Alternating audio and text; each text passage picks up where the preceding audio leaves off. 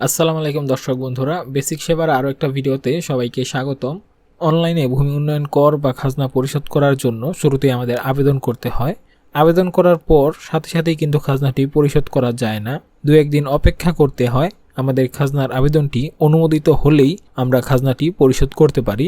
আজকের ভিডিওতে আমরা আলোচনা করব আবেদন করার পর আপনাদের করণীয় কী থাকবে এবং খাজনার টাকাটি আপনারা অনলাইনের মাধ্যমে কিভাবে পরিশোধ করবেন। যারা আবেদন করতে পারেন না বা আবেদন কিভাবে করতে হয় জানেন না, তারা আমার চ্যানেলের মধ্যে ভিডিও আছে। ভিডিওটা আমি কয়েকদিন আগে দিয়েছিলাম এবং এটাতে কিন্তু প্রায় 10,000 মানুষ এই ভিডিওটা দেখেছে। এবং এই ভিডিওটা দেখলে আপনারা কিভাবে অ্যাকাউন্ট তৈরি করবেন এবং আবেদনটি করবেন সম্পূর্ণ প্রসেসটি বুঝতে পারবেন।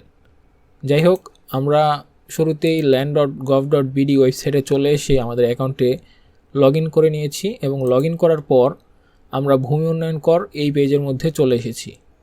এখন আপনারা যখন আবেদন করবেন তখন আপনারা খতিয়ান অপশানে আবেদনটি দেখতে পাবেন। আমরা খতিয়ান অপশানে চলে যাচ্ছি। খতিয়ান অপশানে যাওয়ার পর দেখতেই পাচ্ছেন এই অ্যাকাউন্ট থেকে 2টা খতিয়ানের জন্য আবেদন করা হয়েছে এবং 2টা স্ট্যাটাসে এখানে অনুমোদিত লেখা আছে।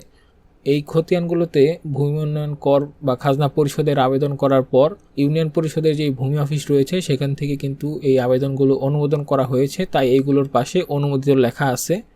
আপনারা যখন শুরুতে আবেদন করবেন তখন এইখানে অপেক্ষমান লেখাটি থাকবে। অপেক্ষমান লেখাটি থাকলে দুশ্চিন্তার কোনো কারণ নেই।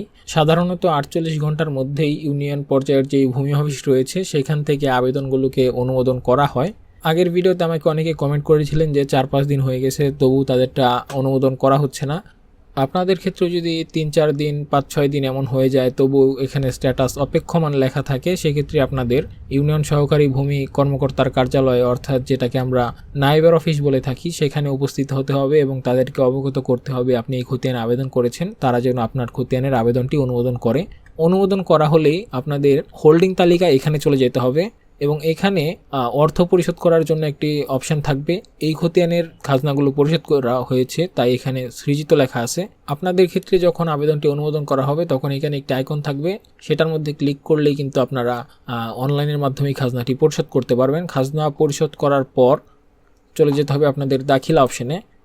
দাখিলা অপশনে গেলেই এখানে আপনাদের বিবরণ থাকবে। একইভাবে এখানে ক্লিক করার সাথে সাথে কিন্তু আপনারা খাজনার কাগজটি এখান থেকে দেখতে পাবেন। দাখিলা অপশন থেকে আমরা আমাদের খাজনার কাগজটি পেয়ে গেলাম, এটা এখান থেকে আপনারা প্রিন্ট করে নিতে পারেন। এই ছিল আজকের ভিডিওতে। এমনই গুরুত্বপূর্ণ ভিডিওগুলো পেতে অবশ্যই আমাদের চ্যানেলটিকে সাবস্ক্রাইব করে দেবেন। দেখা হচ্ছে নতুন কোনো ভিডিওতে। ধন্যবাদ সবাইকে।